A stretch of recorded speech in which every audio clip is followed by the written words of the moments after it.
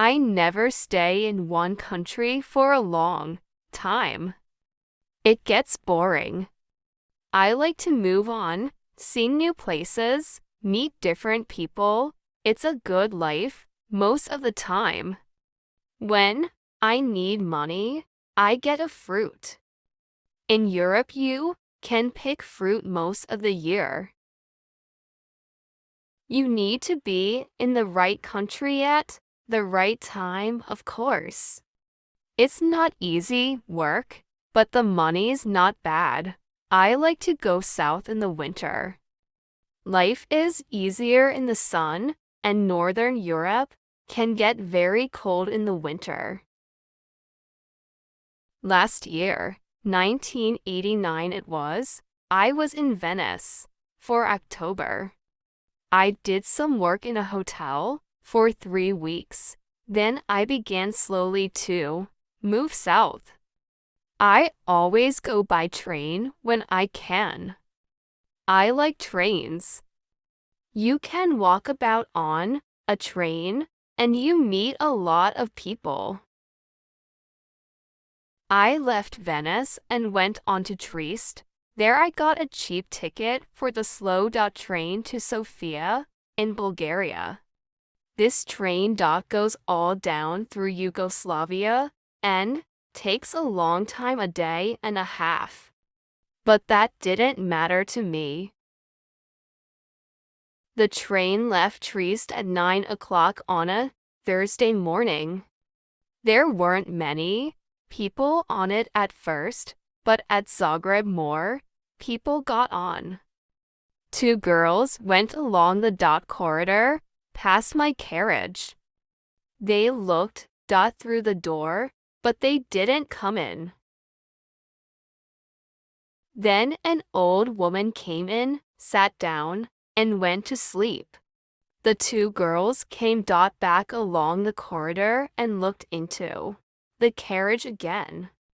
The train left Zagreb, and I looked out of the window for about 10 minutes. Then I went to sleep too. When I opened my eyes again, the 2 girls were in the carriage. They looked friendly, so I said, "Hello, hi." They said, "You're American," I said. "Or Canadian." "Right." "American," the taller girl said. She smiled.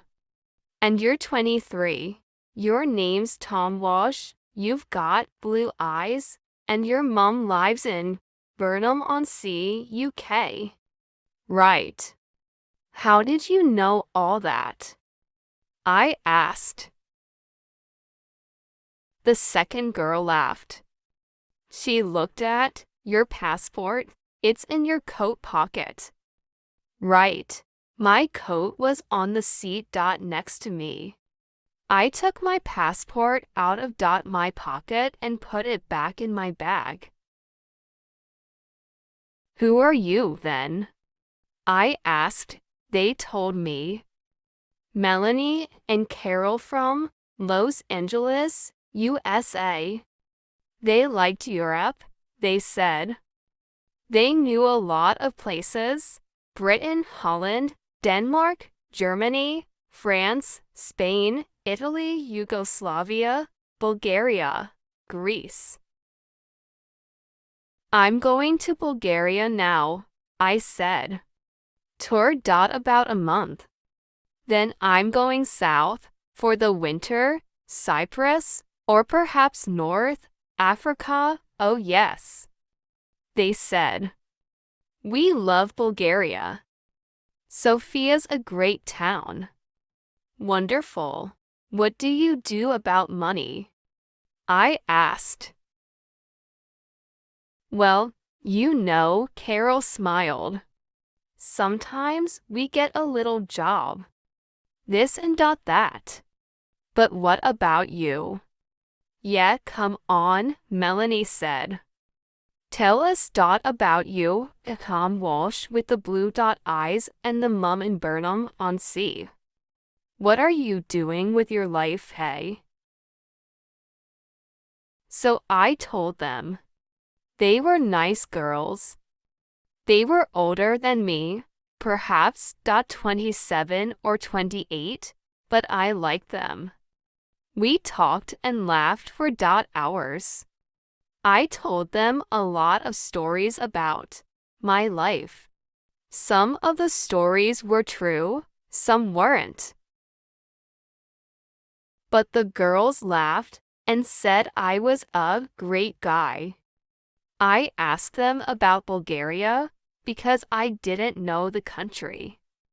They knew Sophia well. They said, "Hey, Carol," Melanie said. "We're staying in Bela Palanka for a day or two.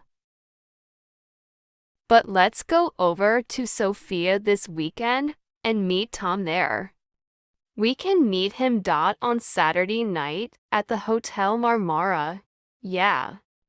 It's a good hotel, Carol told me. Cheap, but good. What do you think, Tom?" "Great," I said. "Let's do that." The train was very slow. We got to Belgrade at 6 o'clock in the evening, and a lot of people got off. There were only me and the girls in the carriage. Then the guard came and looked at our tickets and went away again. Carol looked at Melanie. "Hey, Mel," she said. "Why don't you and Tom go along to the restaurant? I'm not hungry, and I want to sleep for an hour. You are." "Food's very expensive on the train," I said. "I haven't got much money just now. I'm going to get a job in Sofia." "Oh, Tom," Melanie said. "Why didn't you tell us? Look, you're a nice guy, right? We're okay for money this week. We can buy you a meal." "Of course we can," Carol said. "And look, in Sofia, we can take you to the best restaurant in town.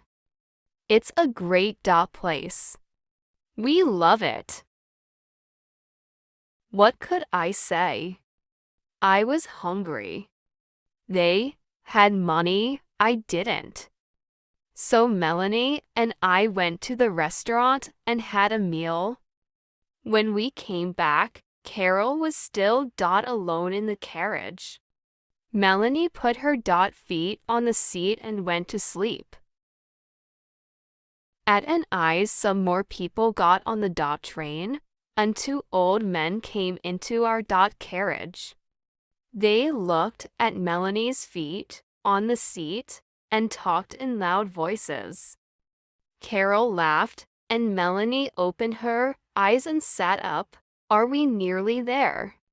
she asked Carol, and looked out of the window.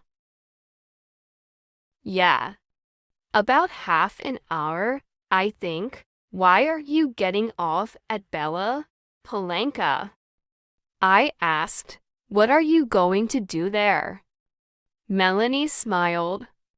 "Find a cheap hotel, meet people, take a look at the town.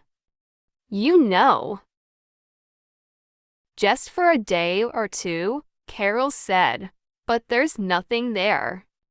"Oh well, you never know," Melanie laughed. "See you in Sofia, right? On Saturday night, the Hotel Marmara, okay? 8 o'clock, Carol said. "Don't forget now." "Okay." "Great," I said. "See you there." The train came into Bela Palanka and stopped. The two girls got off and stood on the platform. They smiled at me through the window. Saturday, 8 o'clock, Melanie shouted. Okay, I called. They couldn't hear me because of the noise in the station. They smiled again, picked up their bags, and walked away. Nice girls. I'm going to have a great time in Sofia, I thought. The train left Yugoslavia and crossed into Bulgaria at 2 o'clock in the morning. Then the train stopped at some village. I don't remember the name. I ate an apple and looked out of the window. Suddenly there were a lot of policemen on the train. Everybody in the carriage sat up and began to talk. What's happening? I said in Italian to the old man next to me. I don't know, he said in bad Italian. Perhaps they're looking for somebody. Look. The police are taking some people off TH train. Then two policemen came into our carriage, a tall thin one and a short fat one. They looked at everybody carefully. And then they looked at me again. Come with us, please, the fat policeman said in English. What? Me. I said. Why? What's the matter? And bring your bag with you, the tall policeman said. I began to ask a question, but policemen never like questions from young men with long hair. So I stayed quiet, picked up my bag, and went with them. In the station building there were a lot more policemen and some people from the train. They were all young people, I saw. Some were afraid, some were bored. The police looked in everybody's bags, and then the people went back to the train. My two policemen took me to a table. Your passport, please, the fat policeman said, and open your bag. They looked at my passport and I opened my bag. There was a young policewoman with red hair at the next table. She had a nice face, so I smiled at her and she smiled back. Ah, the tall policeman said suddenly. All my dirty shirts and clothes were out on the table. The policeman picked up my bag and turned it over. Onto the table, out of my bag, fell packet after packet of US American dollars, nice, new dollars. $50 notes in big packets. A lot of money. My mouth opened and stayed open. I couldn't find my voice. I was suddenly a very interesting person, and a lot of police ran up to our table and stood behind me. 50,000. 100,000. 150,000. There's $200,000 here, the tall policeman said. What an interesting bag, Mr. Tom Walsh. I found my voice again quickly. But it's not my bag. I shouted. There was a big, happy smile on that policeman's face. Well, he said, it's got your name on it. Look. So I looked, and of course there was my name. And yes, of course, it was my bag.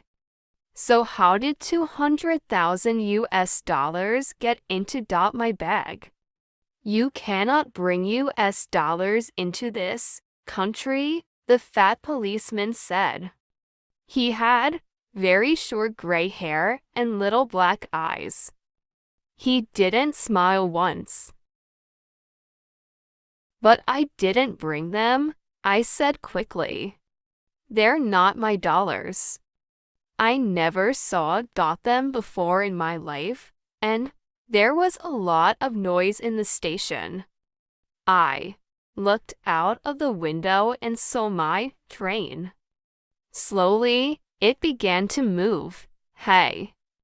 5, I shouted. That's my train. The tall policeman laughed. It was a great day for him.